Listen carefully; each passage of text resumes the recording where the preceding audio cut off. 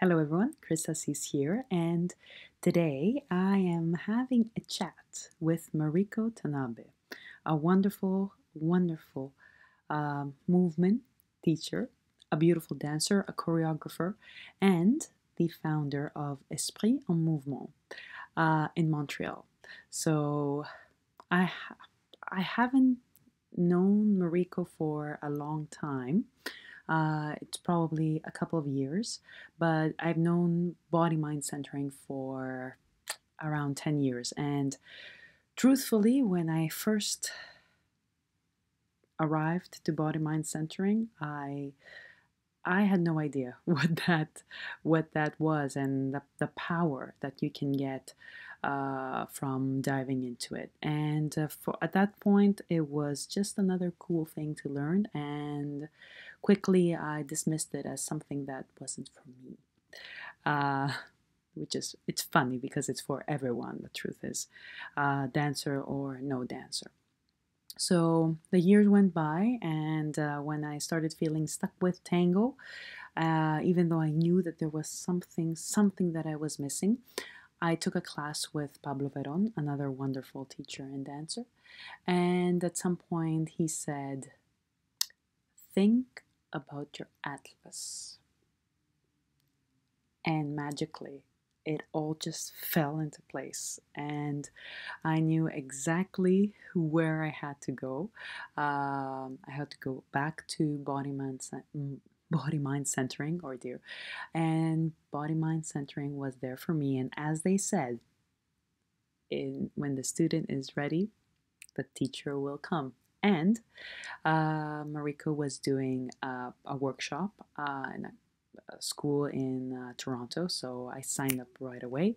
And ever since then, my dance experience, my relationships with myself, my body, my movement, the the people I dance with, the music, everything has changed. So I hope you will enjoy this chat. And, if you are in a similar place and you're feeling stuck and you want to keep on moving, then I would like to invite you to take a closer look at Body Mind Centering where you are.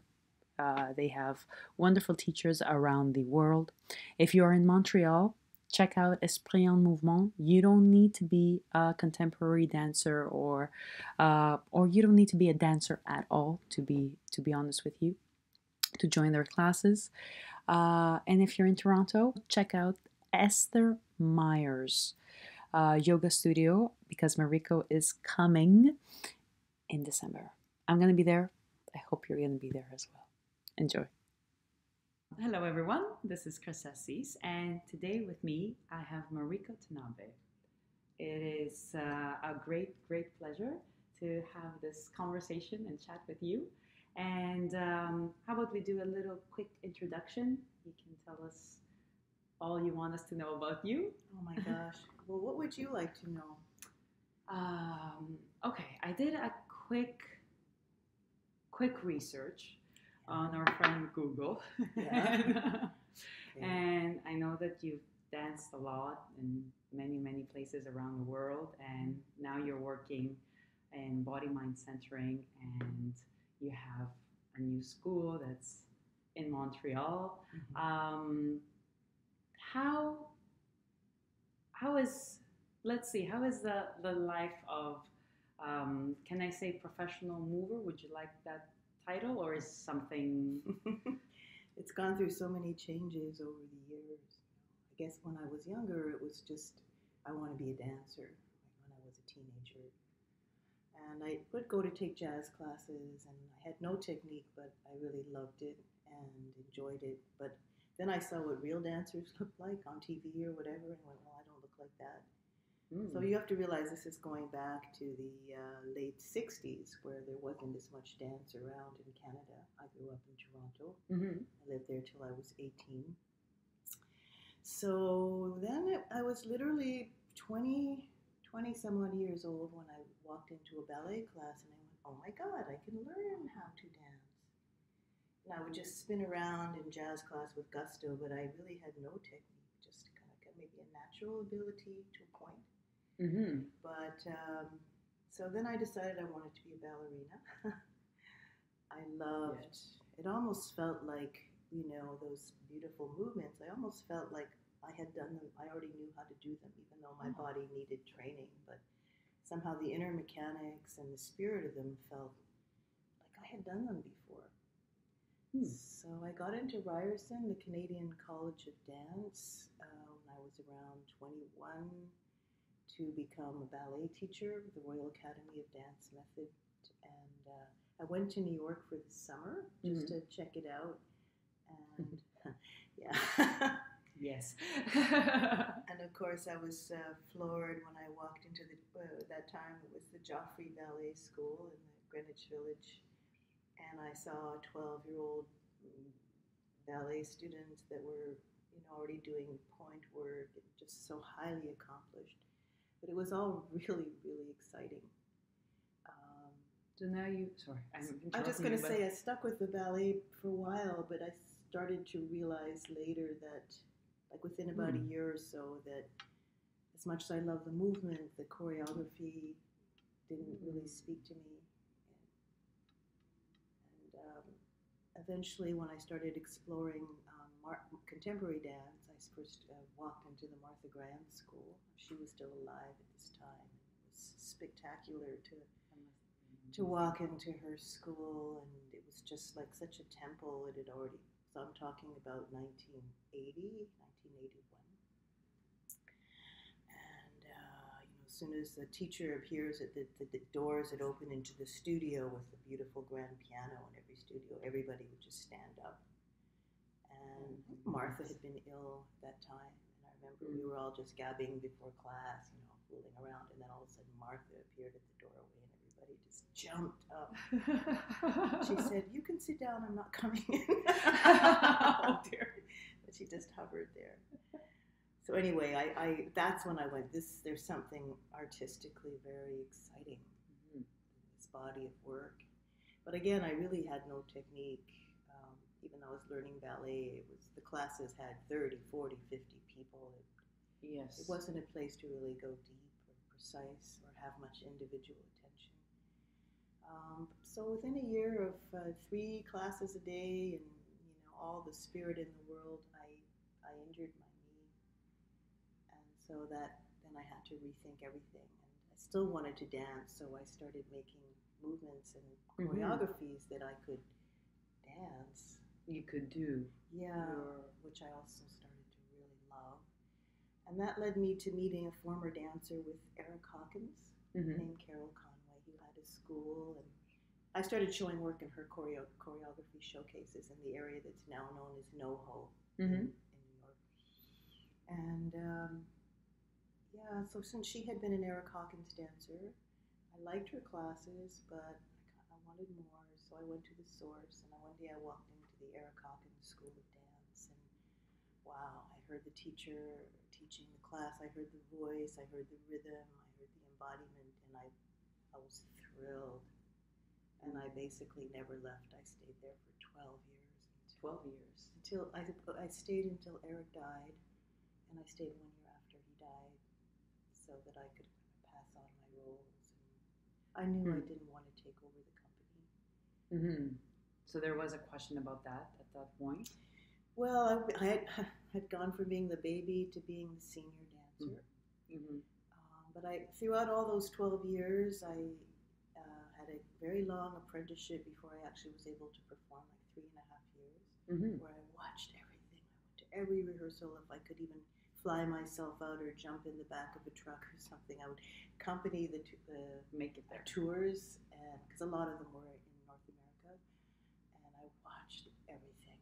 I just loved watching how movements and choreography could become magic and poetry with just a certain kind of attention and care and presence.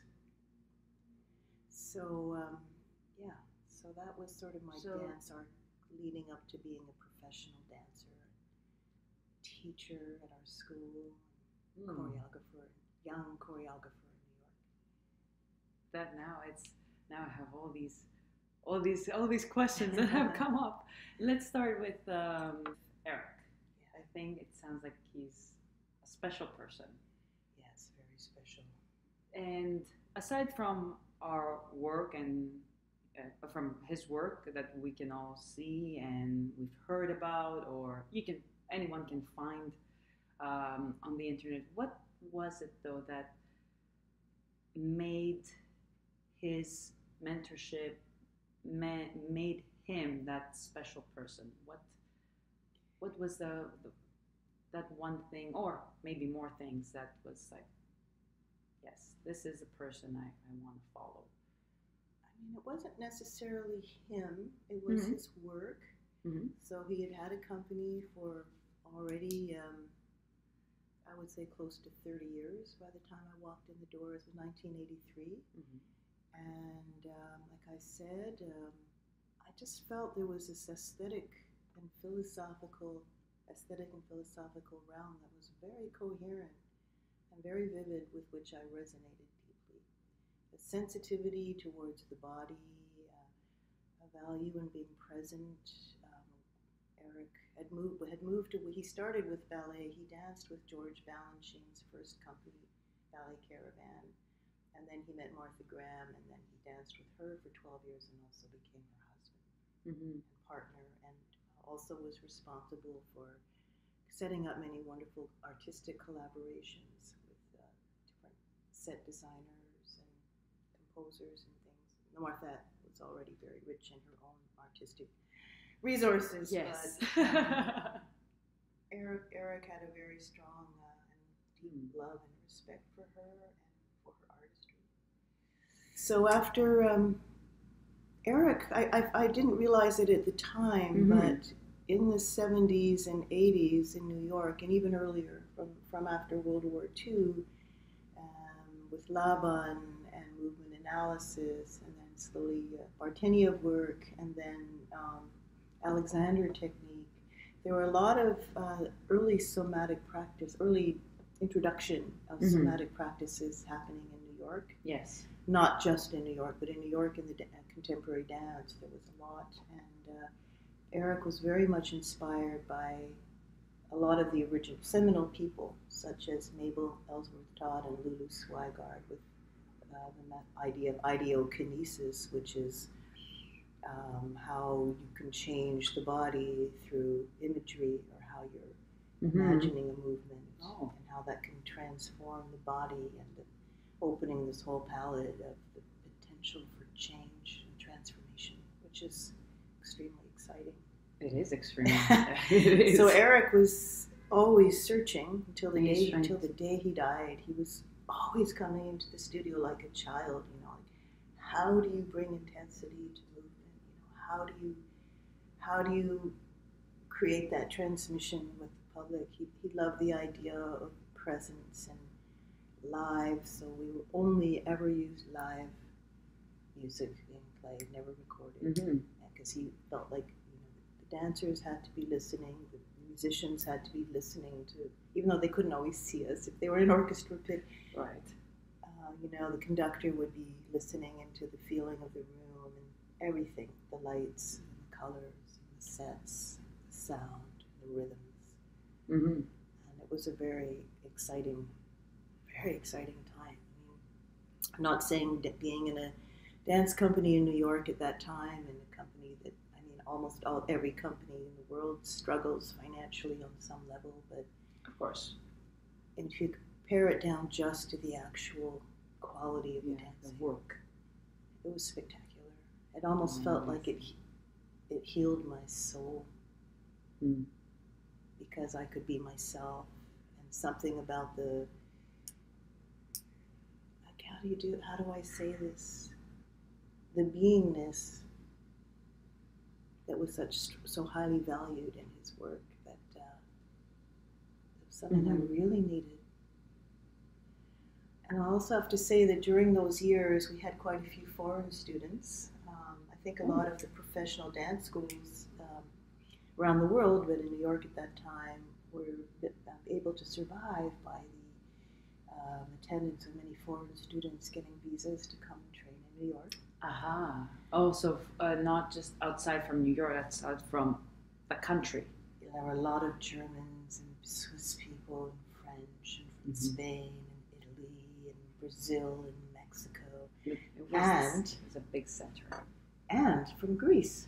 Aha. We had a very large body of Greek people that were coming that I still have a connection with today. Oh, nice. Yes.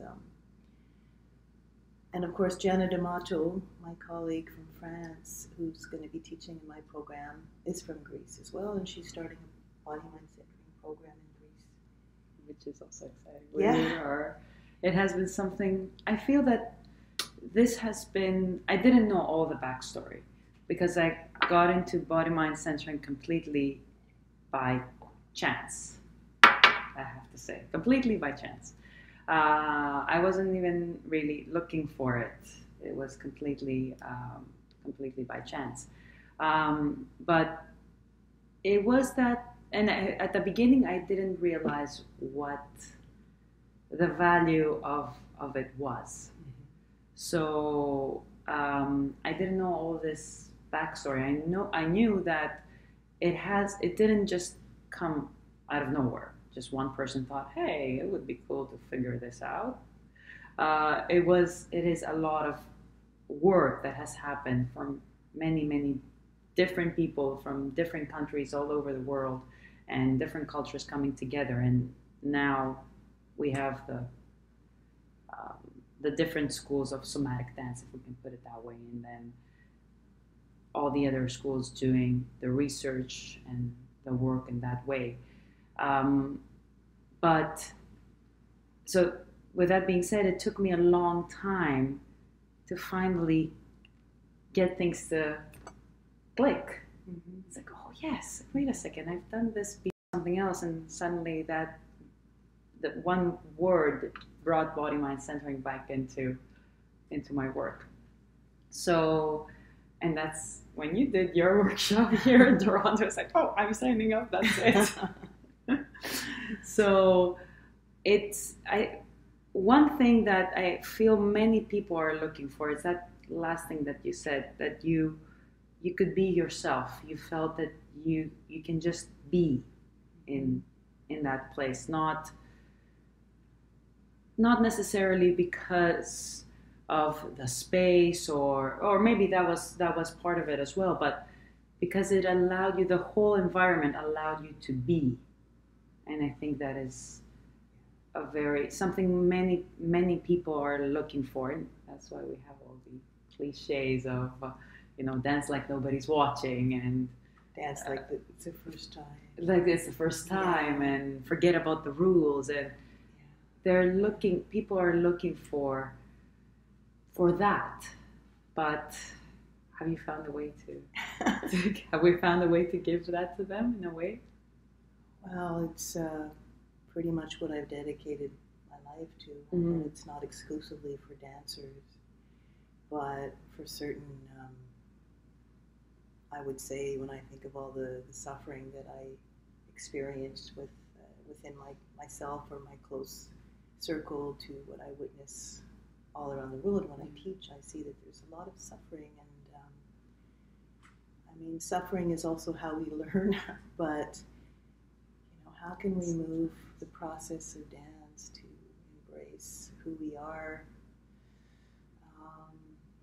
and to recognize the differences between us? I think that there's so many kinds of intelligence, and there are so many ways that we learn differently. Whether some of us learn more through movement, some of us are very visual, some like to analyze. We're all different, and all these affinities make us the wonderful, unique beings that we are. I think with body mind centering, and especially walking into, I trained the first several years with Bonnie Bainbridge Cohen herself, and I just felt such a feeling of sense of being at home. To the point where it often brought tears to my eyes. That I could just walk in and be Mariko. It was just fine. And all that trying to be more and feeling like I'm not enough went away in those moments, which opened the doors to a whole new level of learning for me.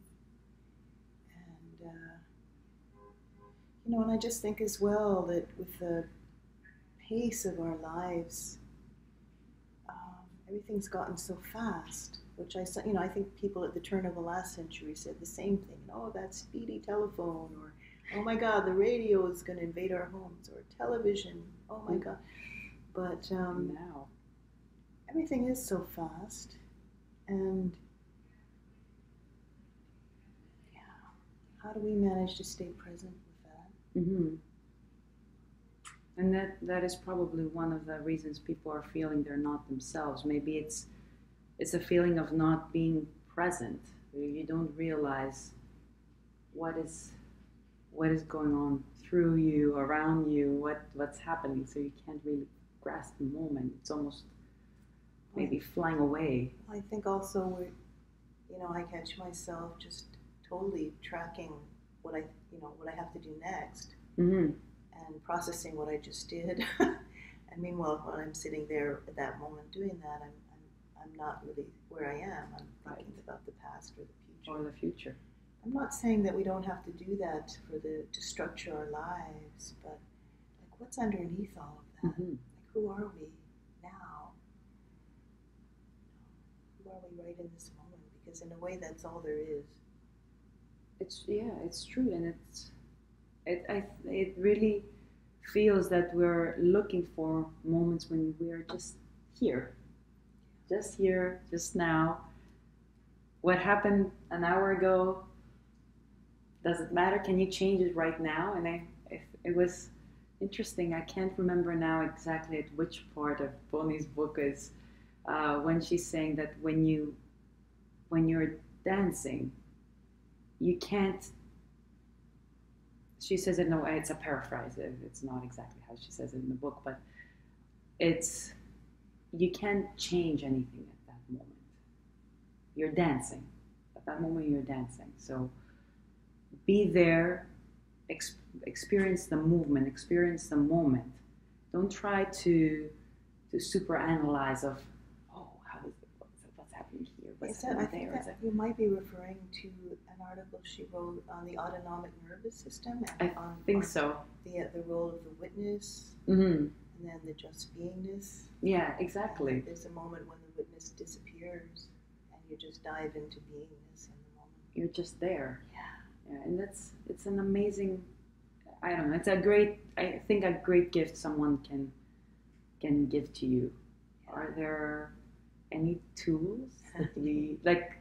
There's your workshop is tomorrow, and I'm very excited. Yeah, too. I'm super excited.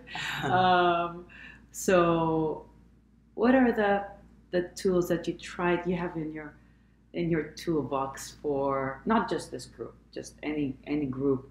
So the people who get there can have the chance to get a little bit a feeling of that. I believe there are many layers to how any of us will enter into that. I mean, we have our cognitive side, our thinking side, our analytical side. We have just the body itself and just breathing in the present moment, and then some of us need to have a understanding, even just have maybe the matrix of a intellectual understanding of this, in order to be able to trust, to let go of it, to explore. And other people need the direct experience. But I would say we all need. There's no one way, but there are a lot of tools that, and I suppose it's also. I think for me, one of the most important thing is when I'm teaching. So I don't want to say what I always do, but something that's very important to me is to do my best to recognize who's there in the room with me at that moment, and to create a safe environment, and to hold the teaching, the learning process, so that people can open to that. Mm-hmm. But if people don't feel safe, it's really hard to open to that. Yes. Then we're not bonding, we're defending. Right, and we're just going through. You're telling me what to do, and I just do it, and then it's just me. Am I following your directions properly? So this is not a bond. It's just you're saying I'm doing that. Yeah, and Yeah. I guess there are several beautiful principles that I really appreciate in the teachings of body mind centering, and not just in body mind centering. But I like the way they are articulated. One of the main ways of practicing body mind centering is to be in relationship, and it means that you meet the person in the moment that you meet who they are and who you are, and not who they were yesterday or who you think they are or who you think they should be or could be, but who they are at that moment. And that opens the door for things to happen. Have you ever felt that, how can I say this? I don't like the word failure, but that in a group it wasn't, you were trying different things and things were not working in a way? It's a huge learning process. It's a huge learning process. There's so many layers that I've experienced. I mean, I started teaching this work as soon as I started training. Actually, I got some grants from the Canada Council, the Quebec Conseil des Arts et des Lettres du Québec, the Quebec Provincial Arts Council, to train in body mind centering and to work with professional dancers to impart the teachings and see how the teachings. I started with the body systems could inform my creative process, and now 12 years later, 13 years later, I've had several grants over the years, and I've been with professional dancers on different stages of my engagement with the teachings. So, it's been a huge learning process. Many questions around exactly the question you asked. The first question you asked when we went into this area. I think you asked, how do you impart that feeling of being present? I think, it's huge, because we're working with body mind centering, working with the body, the living, breathing body on this earth, and wherever and whenever this moment is taking place. So that's what we want to tune into and see make a connection. I don't think it's something that we ever get and then we have it. It's like something that we experience in beautiful little flickers or waves of time, and then I don't think it's something that you have it. No, I have it and you don't have it, or you have it and I don't have it. It's not like it's something we discover and reach. Like some people think when you reach enlightenment, it's you're there, but I think I believe it just comes in flickers in the moment, and and that's a special thing about it. It's only happening now. It's happening, and that's why that's the value of it.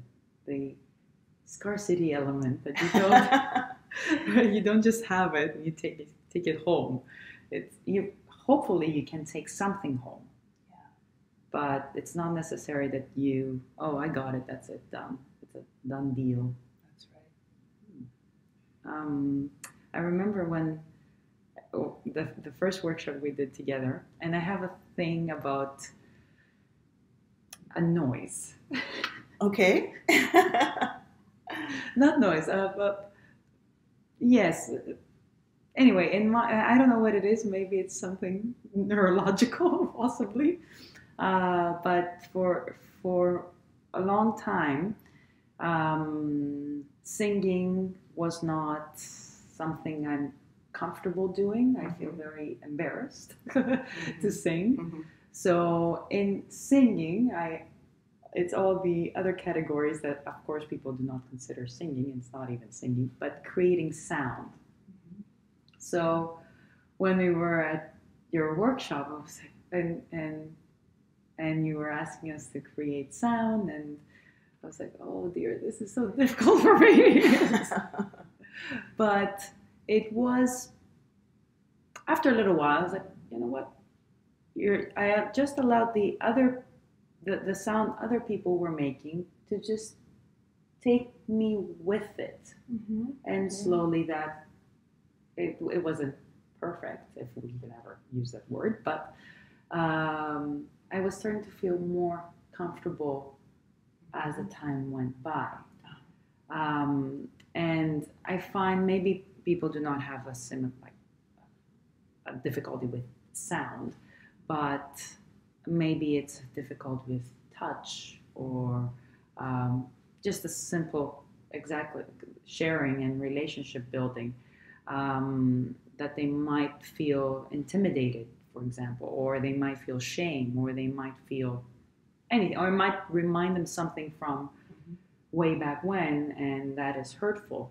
So, but you've done a lot of work on that. Yeah, I think most of your solo work is about inner struggle and about exposing it and about bringing it to light and dealing with it. So how is that? And especially when it's happening on stage. I mean, all these things. I was thinking to myself, if you can't at the moment just create this sound with people all around you creating that sound, imagine dealing with that struggle on stage when that there's an audience expecting something. So that's actually a really beautiful question. It opens some things in my heart and in my mind as well. But for sure, the reason I left Eric's company is that he had died and I'd been there 12 years, teaching and method and choreography and performing. And my body started to feel not well. And I realized, I was aging. I was, getting into my late 30s by that point. And I could feel my body just didn't have that same kind of resilience that it did when I was younger. And my body, and yet I noticed that when I did movement where I had that full freedom and was fully engaged with all that I had going in me or whatever, my body felt better afterwards. And I went, okay. And then that is interesting. And I even noticed with some teachers, I'd be in their class and I would flow, and then other teachers it would hurt, and I went, oh my God, what's going on? Similar method, but a different something going on. Something different. Quality of embodiment or way of being embodied. So anyway, I started making my own dances, and then eventually I had no choice. I had to leave the company and just focus on what this is that needed to come out of my body, and I was so curious about that, and it felt like there was something transformative about it, to actually allow myself to go through and experience those places that I honestly now believe that a lot of the material I was exploring was even intergenerational things I'm carrying that weren't things that happened to me in my lifetime that I was even cognitive of. I think we all carry family history, ancestral dynamics in us. And so, I just found that there was incredible empowerment that came from connecting and being able to really, it's not that I was reliving them, but I was confronting them in a certain way, and in doing so often embracing them and allowing myself to maybe let my body finish what was started generations ago. Of course, with craft and with artistic craft that I had developed and that I had in my ability, but I suddenly realized the first solo I made, and when I performed it in front of people, and there was a beautiful musician with me, got percussionist who was really listening, and we were listening to each other.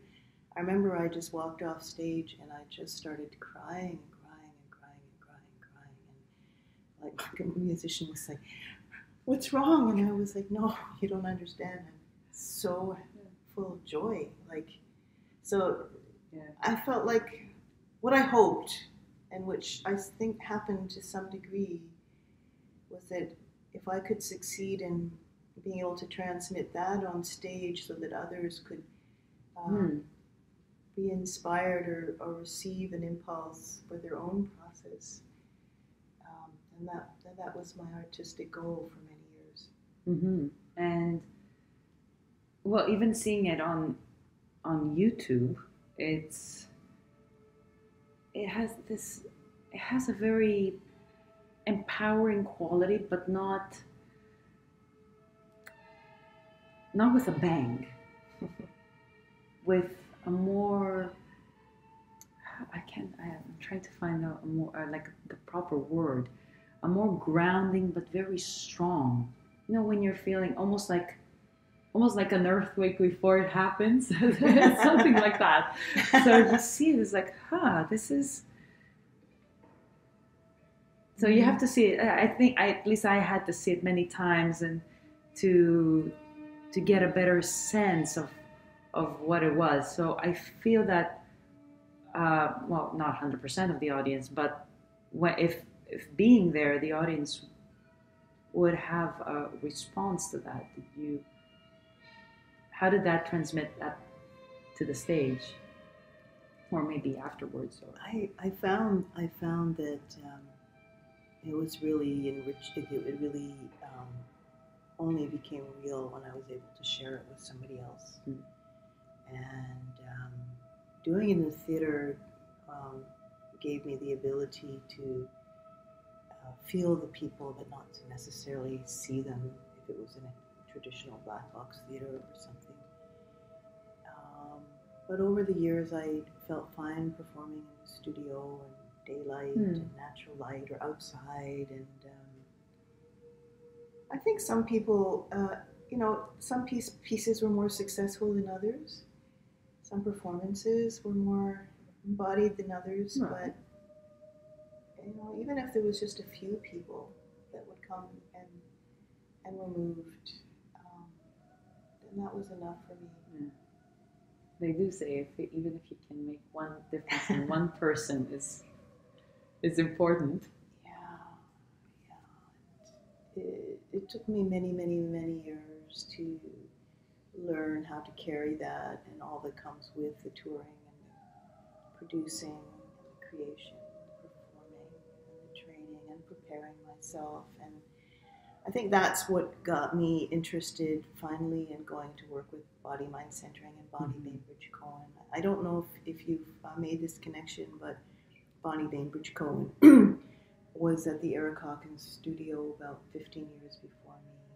Oh, I did not know that. And so when I walked into the school in 1983, many of the company members who had already been there for 10, 15 years, his dancers stuck around usually, especially the women, but there were some of the men too who had been there for like 12 years when I walked in the door, and they talked about her a lot because she used to teach there, and she was legendary.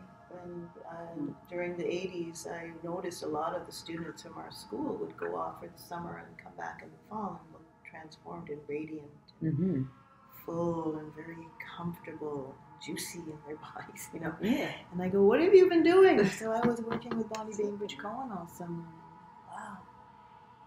And her book was floating around our studio, and she was referred to often. So she actually taught at the school.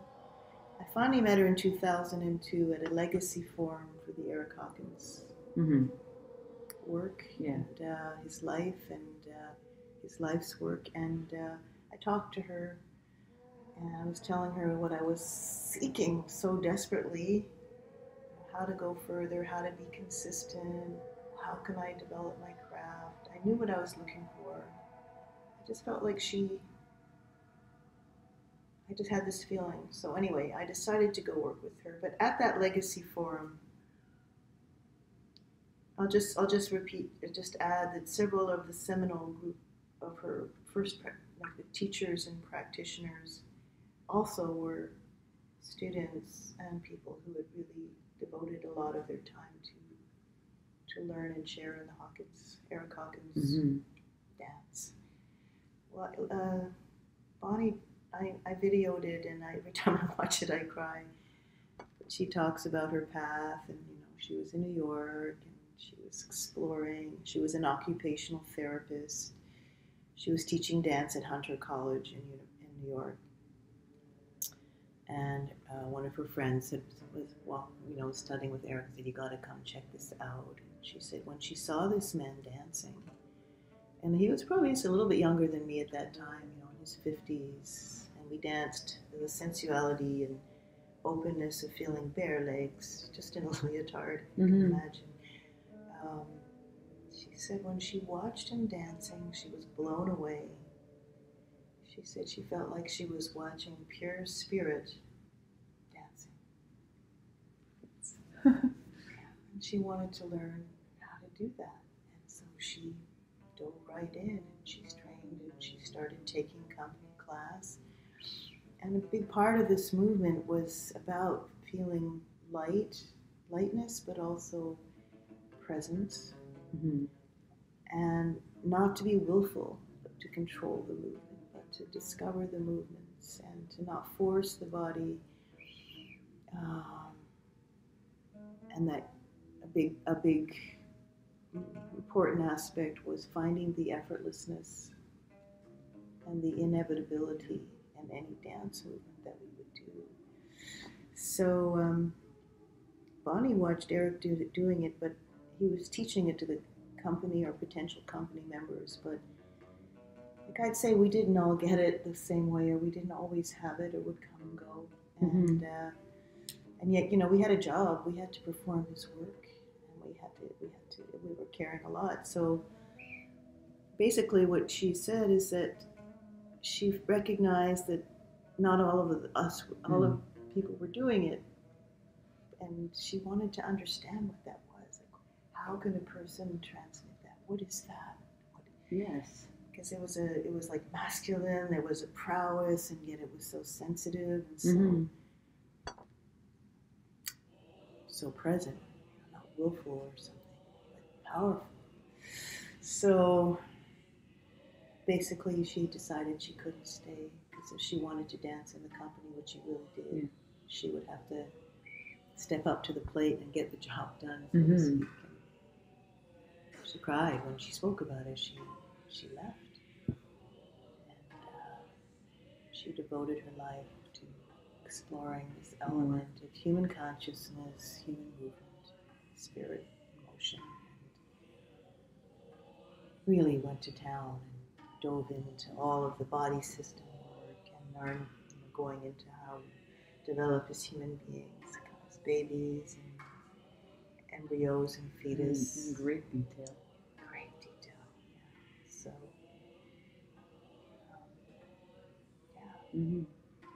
It was that it's something that many people come. It's interesting because more women than men, but that might be just the demographics generally for dance. So we can't make an assumption based on that.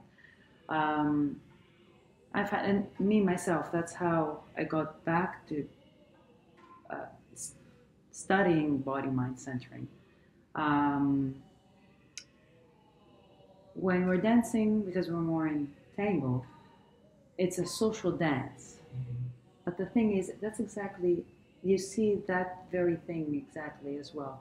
You see some people and you're like, this is like just magic.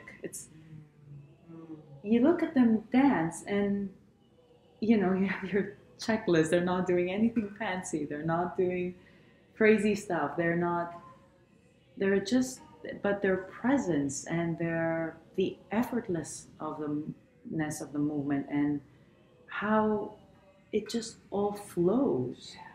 And you actually many people just ask, how can I, this is what I want, how can I do it? Yeah. And it's strange, but at the same time, you you see that they're in a very strange way when you teach a group. I I see that there's some people that they're almost unconsciously building their way away from it. It's There's a lot of different and kinds I of think dancers it's in the world. yeah, and I think it's that what you talked about, something that might be an inner struggle that you haven't realized that you need to bring forth. That's or might be something else that you haven't realized that it's still there with you. Or I've had a few ways of hmm. over the years of responding that were my aha moments. Uh-huh. I think when I first started my earliest solos in the 80s, early 90s, I was really searching for this sense of belongingness, Mm-hmm. and I've lived quite a nomadic life, ever since I was about 18. Mm-hmm. Always loving to travel and meet people of different cultures and make connections, but always, on the move, changing all the time. I think that's what had me resonate so strongly with the traditional, pure flamenco, which really inspired me for many, many years. My early period of just beginning to create my own dances, and then it came. It went from belongingness to questions around intimacy, Mm-hmm. and wondering what that intimacy was and how beautiful it was when I could witness it in myself or on the stage or anywhere watching a mother with her baby. That connect. I think with tango, when you see that so embodied, where two people have that, they're embodied and they're dancing and they're doing it together. It's just so moving. It's a thrill to see that that's part of human experience. And I think intimacy is something we all crave. And that when I started learning the work with our developmental work and with infants and learning about how we actually are created as a sperm and an egg to an embryo to a fetus to a baby, it seems that there's something about that that is so fundamental in who we are. There must have been some magical thing when we were conceived and our DNA was first created and our body created itself with the mother. And I don't know, somehow when I see babies and they are engaged, I see it in their eyes too. So I think it's almost like we weren't all born with it, but I think we all had it from the beginning of life, this feeling of being just in awe and being present and being alive. Mm-hmm. And you think we lose it at some point, or we put it on the let's forget about this and run with the things we need to run for life. And I think it's a dance. I truly do. I think it's a dance of, in each new moment is another chance. Mm-hmm. Because I remember, I have my notes here. I have my notes, and this was a quote that when I found it, I was like, oh, this is. I know it's not like 2018, but it really speaks for 2018. So you were saying we are at a greater state of poverty in terms of true intimacy than ever before. Families have broken down. The institution of marriage is breaking down. We have our chat rooms. People are pressured, frightened, and they feel very isolated. And that was the Narcisse en silence. Yes. My French is. It's perfect. And I was like, oh, that was like 14 or 15 years ago, I think. And now we're in 2018, Yeah. and frightening enough, this is more and more a reality. Mm-hmm. So, can we?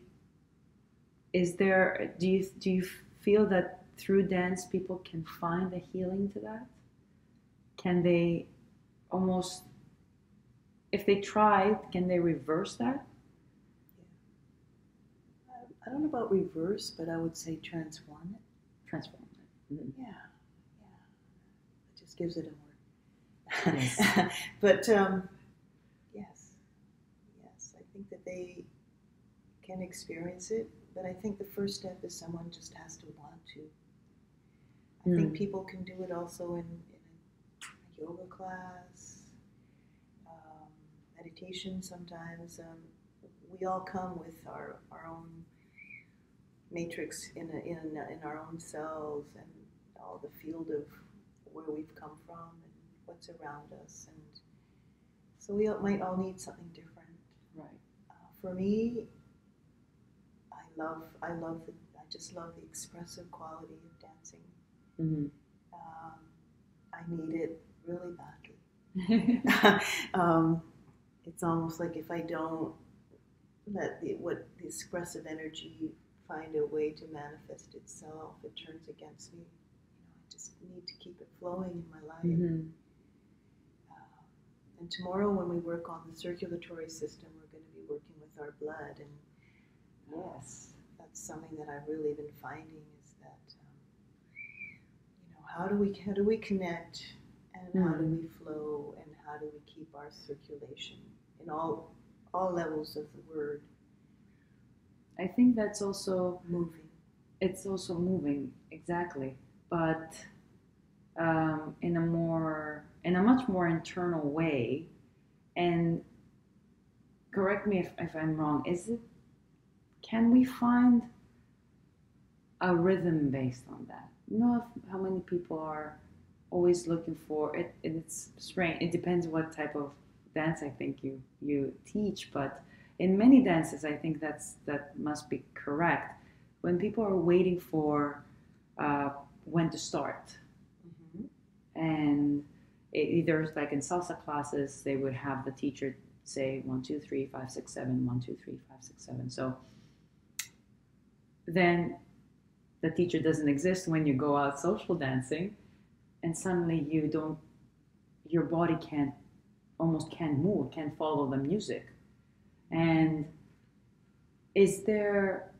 are we going to be exploring the rhythm that we can find through blood flows, or is there a different way to do that? There are. Yeah, in fact, that was a huge part of the Eric Hawkins training, was working with time and rhythm, and what I guess people would call polyrhythms. And in fact, we didn't use music.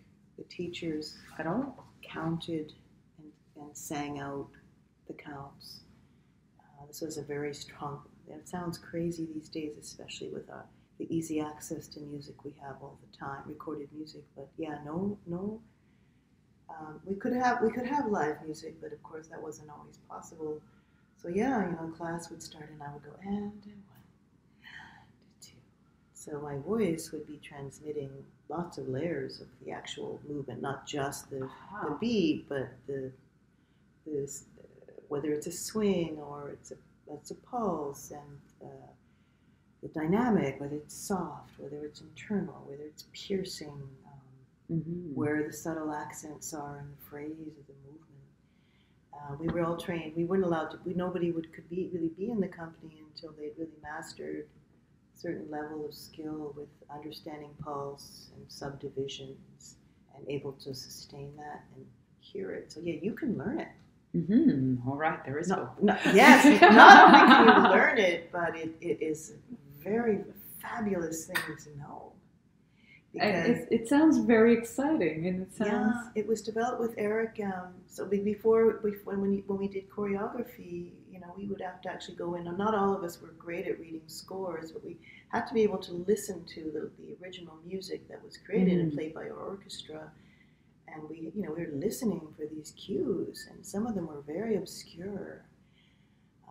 So then we had to learn to work as a group. Like, okay, she's in front there, and she better learn how to do that. You better know what they're doing. Learn to watch. Also, the live orchestra, they could make a mistake, and somebody could not play that ding that we were all listening for. So we all have to be ready for anything, True. Yeah, exactly. It's the live element that you never know. And yet, when it is live, then there are also so many other cues besides just the music. You've got your partner, you've got the other people in the room. There's all kinds of things going on Dynamics. In the room. So it's just a matter of developing the skill of what to look for. Because when I went into flamenco, they just dance, and they leave some person dribbling around in the back of the room. So luckily, I had the rhythmic training, so it really helped. But I just learned to use my peripheral vision a lot, so that I could see the fabulous dancer in front. If she was going to turn this way, and I didn't want to be looking the wrong way, she'd turn and I'd turn. So yes. And then eventually the body gets it, But I think getting nervous and worried can be something that can really get in the way. So there's something about finding that ground that we were just talking about, and just being in the moment. Maybe being satisfied if you just learn one little piece that day. Instead of trying to grab everything. And feeling really badly about it if you don't. Yeah. I totally understand that too. Yeah, I think we all go through that. Oh, I'm a failure. I suck. I didn't learn anything today. And that's not dancing at that moment. No, exactly. Yeah. It's not even. It would probably be better if you just stayed at home that day. Oh, I don't know. It's all a process, right? Yeah, it's like true. I think maybe you'll go back to that moment and think, oh, it wasn't that bad actually. I learned X, Y, Z. I actually think that the biggest support for learning is the desire to learn and opening up space inside for that information to come to you. Mm-hmm. If that means you have to go to 100 dance classes to learn one thing, and somebody else can go, I'll learn it in one. If you want it badly enough and you're able to learn that way, then you will. Or your wisdom will guide you somewhere else where you need to go.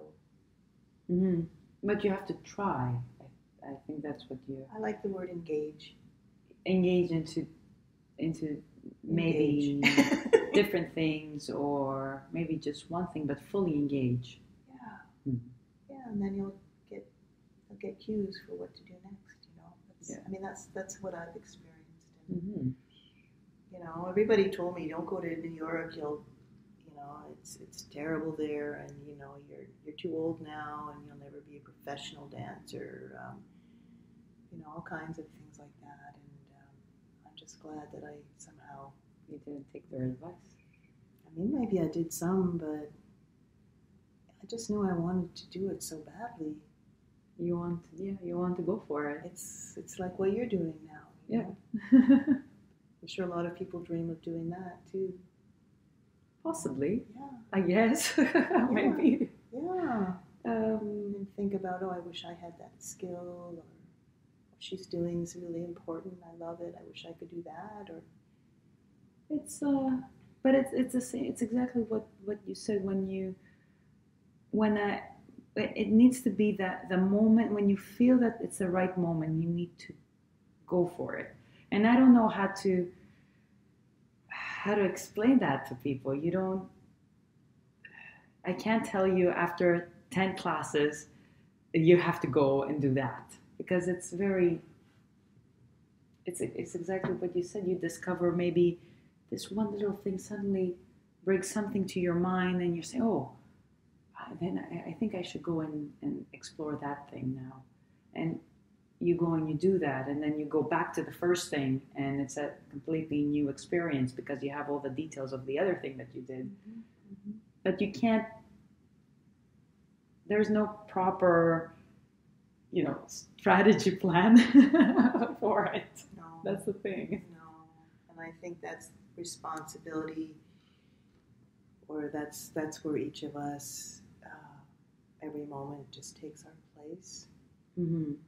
But I think when Bonnie talks about the living cell and all of the research and exploration she's done of the living cell, she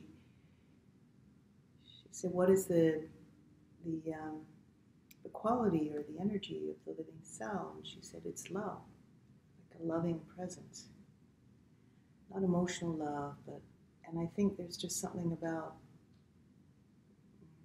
opening the heart that's really important. Yes. To yourself and to the process, to your vision, perhaps, to be able to be flexible. But I think there's really something about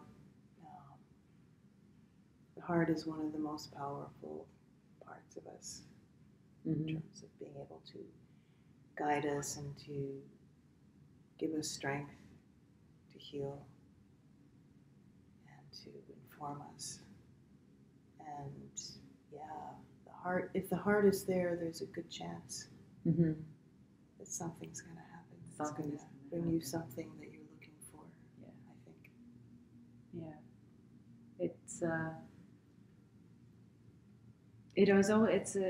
it's interesting how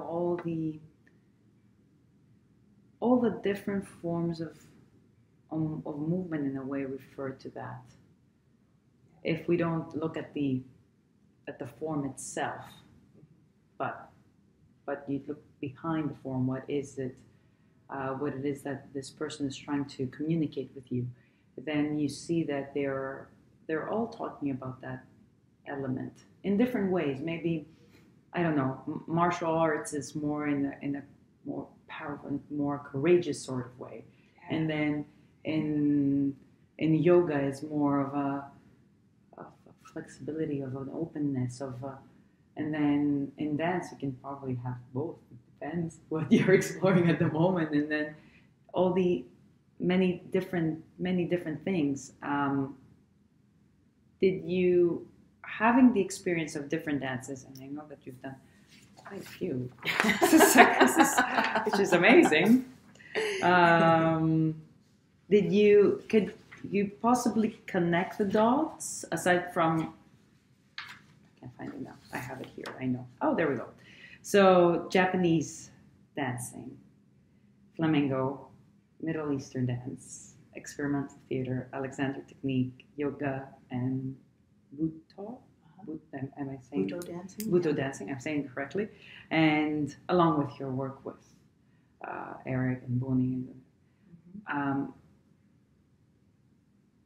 aside from what we just talked about, is there another connecting path that you found that it was important for you?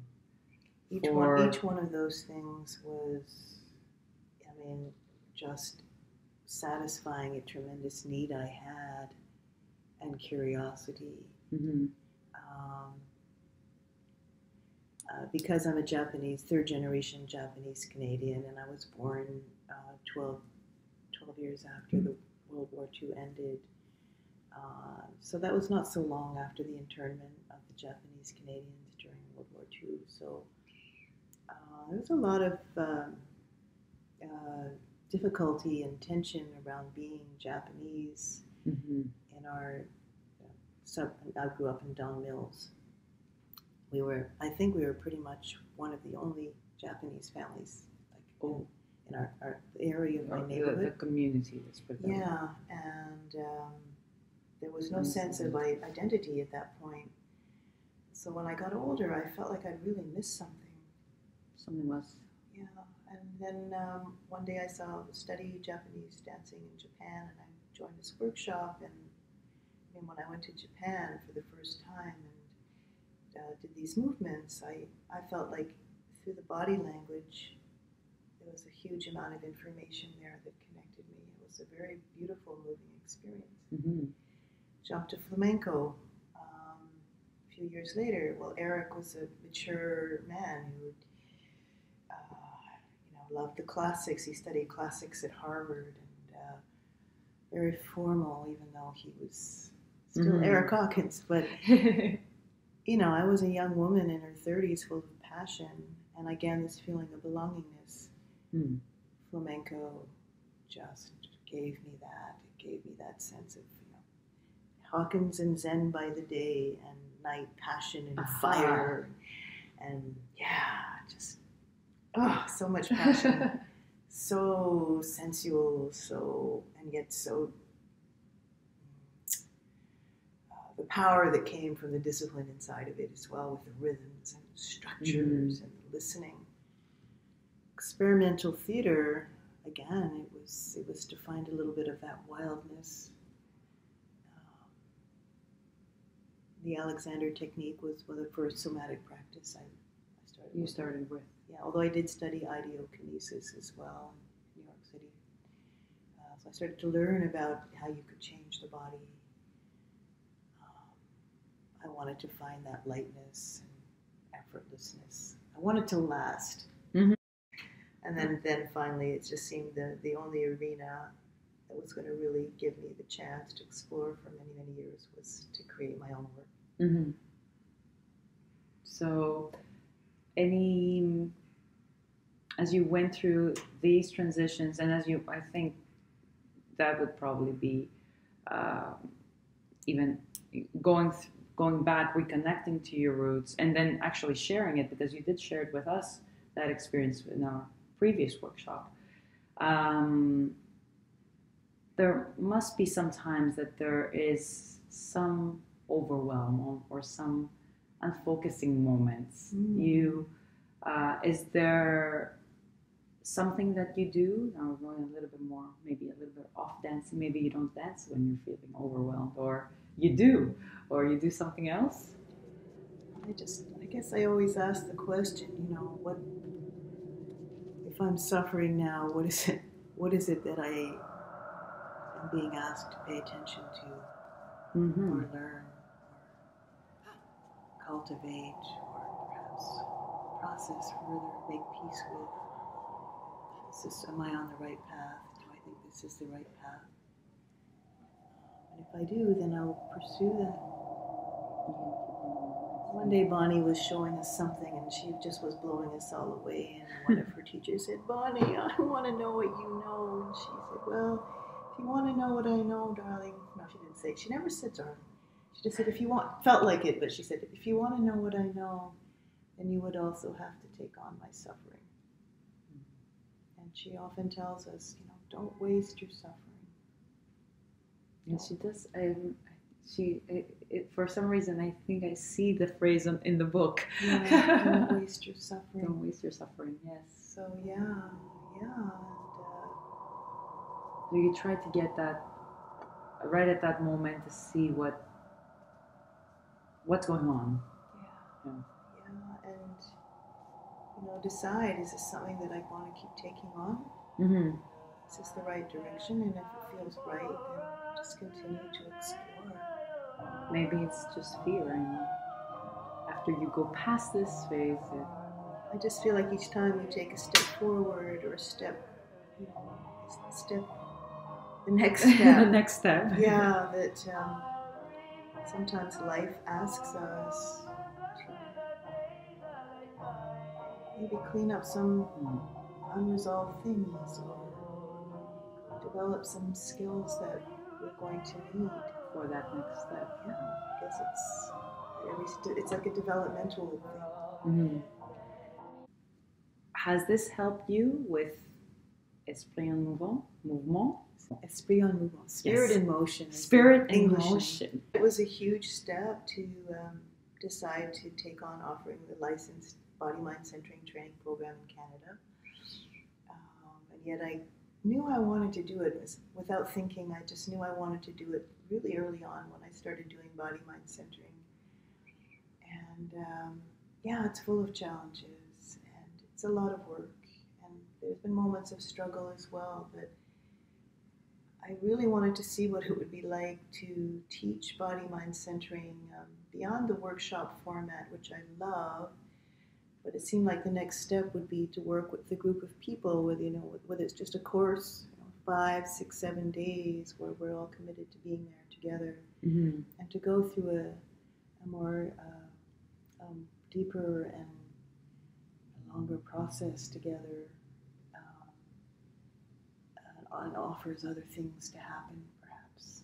And I was really curious. And also in the program, we usually there's 2 or 3 teachers, so we're going to have 3 teachers. Oh, so it's not only you. Oh no, not only me. So there's a diversity of teaching styles, and yet the teachers all work together as a team.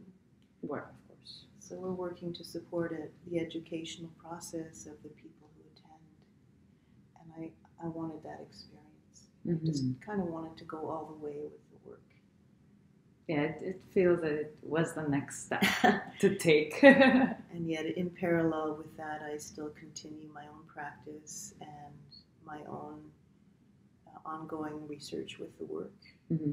which nourishes my teaching in the program, but also satisfies my creative soul. Your own need. Yeah. And they both seem to complement each other, so it feels like the right thing. They work together. Yeah.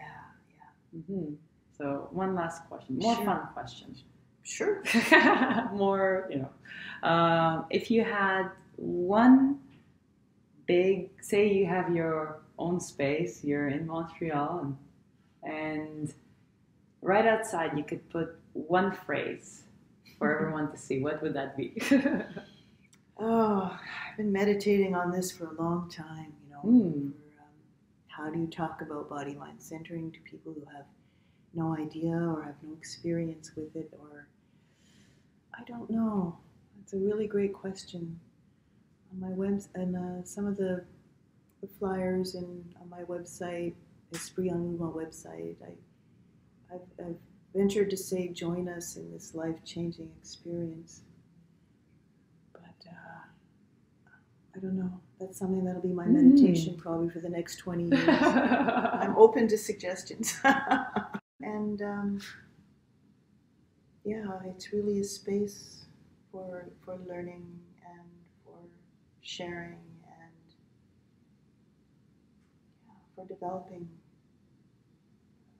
self in relationship to the world, Mm-hmm. relationship to each other. Thank you so very much. That was fun.